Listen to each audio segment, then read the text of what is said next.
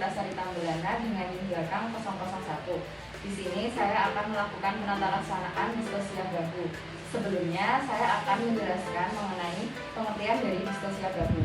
Distosia bahu adalah suatu kondisi kegawat daruratan obstetri pada persalinan pervaginam di mana kepala bayi sudah keluar namun bahu bayi tidak dapat melewati jalan lahir ataupun sinusis bis, sehingga hal ini menyebabkan proses persalinan menjadi lebih lama.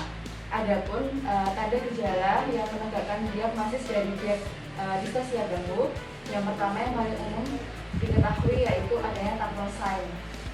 Tactile sign ini yaitu kepala bayi berada melekat di vulva ibu dan hanya keluar masuk saja, seperti namanya tactile sign, seperti saat kura-kura yang kepalanya keluar masuk di cangkang kura-kura. Lalu yang selanjutnya tidak terjadi putar paksi luar.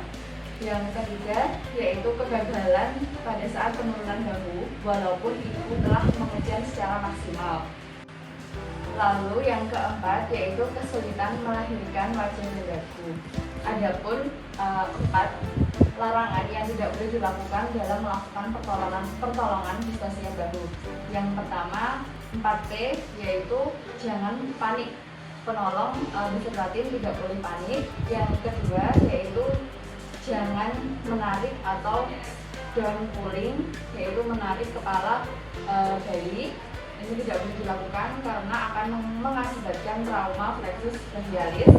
Yang ketiga yaitu jangan mendorong atau pushing, di mana tidak boleh mendorong fundus uteri ibu karena akan mengakibatkan retensio dan ataupun atonia uteri.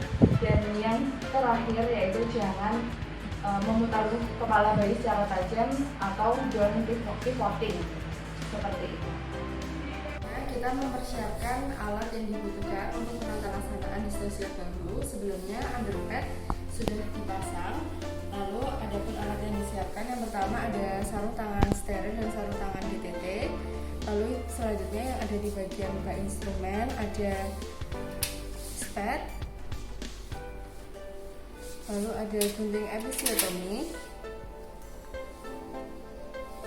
dan di luar ada lidokain untuk anestesi dan ada linek. Selain itu ada bak untuk larutan klorin, meja resusitasi dan set alat resusitasi.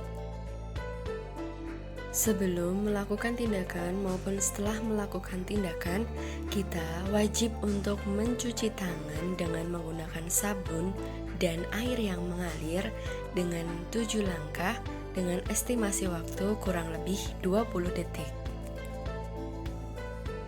Saya akan mengikuti langkah-langkah dalam buku panduan praktik mata kuliah kegawat daruratan maternal dan neonatal. Langkah pertama yang harus kita lakukan yaitu kita panggil asisten, tim penolong dan tim resusitasi. Kita lakukan anestesi di bagian perineum ibu dengan menggunakan lidokain. Kita lepaskan. Kita lakukan anestesi dengan melindungi kepala bayi.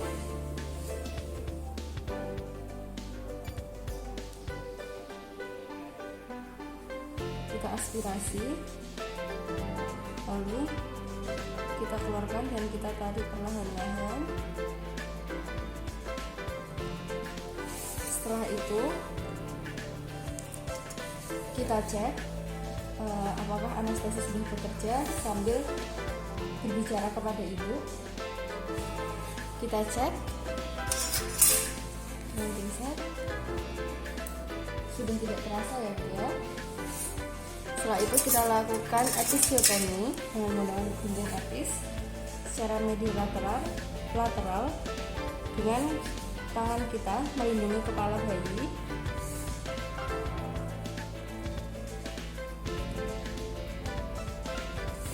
Ya. Sebelum melakukan pertolongan, kita pastikan bahwa jantung janin baik dengan mengeceknya pada saat tidak ada his. Kita minta bantuan penolong lain.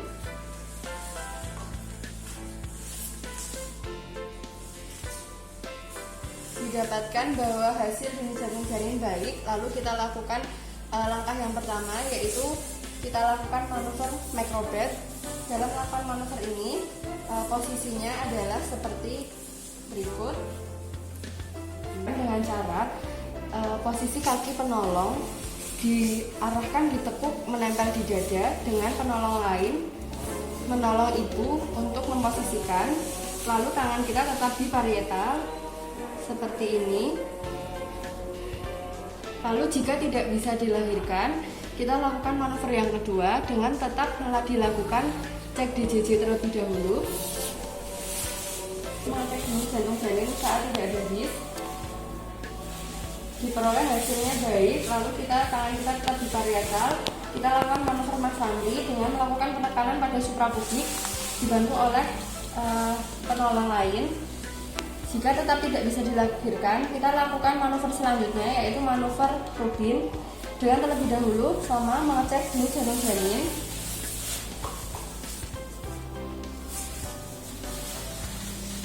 Kita tetap lakukan manuver Masandi lagi dengan posisi tetap macrobed. Kita lakukan di parietal dan tangan kita di atas masuk dengan menekan di dada. Jika tidak bisa lahir, kita lakukan manuver selanjutnya, yaitu Foot screw. Tangan kanan masih pada posisi manuver Rubin dan tangan kiri masuk seperti VT pada bahu posterior dan diputar ke arah belakang badan bayi 180 derajat sehingga bahu belakang menjadi bahu depan. Apabila masih tidak berhasil, kita lakukan manual removal of posterior arm, yaitu tangan kanan masuk seperti VT, menyusuri lengan belakang hingga menemukan fossa antekubiti, ditekan sehingga menekuk ke arah dada dan dilanjutkan dengan menyusuri lengan sampai menemukan jari-jari, dikaitkan, dikeluarkan dengan mengusap ke arah muka.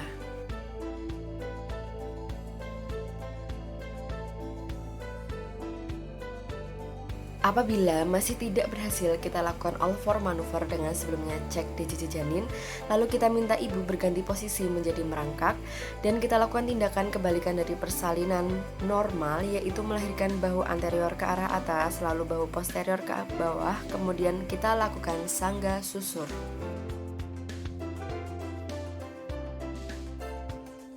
Apabila masih tidak berhasil, kita lakukan kledotomi atau simpisiotomi. Dilakukan lebih baik kledotomi karena pemulihannya lebih cepat dan ini harus dilakukan oleh tenaga profesional dengan mematahkan klavikula bayi, dan atau simpisiotomi yaitu mematahkan simpisis ibu.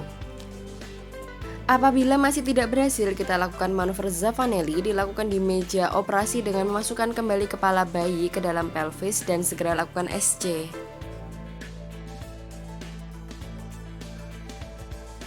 Setelah berhasil melakukan pertolongan distosia bahu, kita lakukan pemantauan pasca persalinan. Ada 3. Yang pertama, pemantauan ibu untuk mengantisipasi perdarahan postpartum dengan melakukan eksplorasi laserasi dan trauma.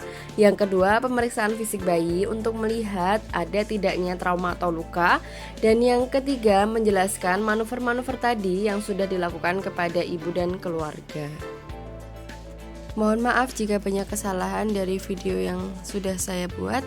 Sekian, terima kasih.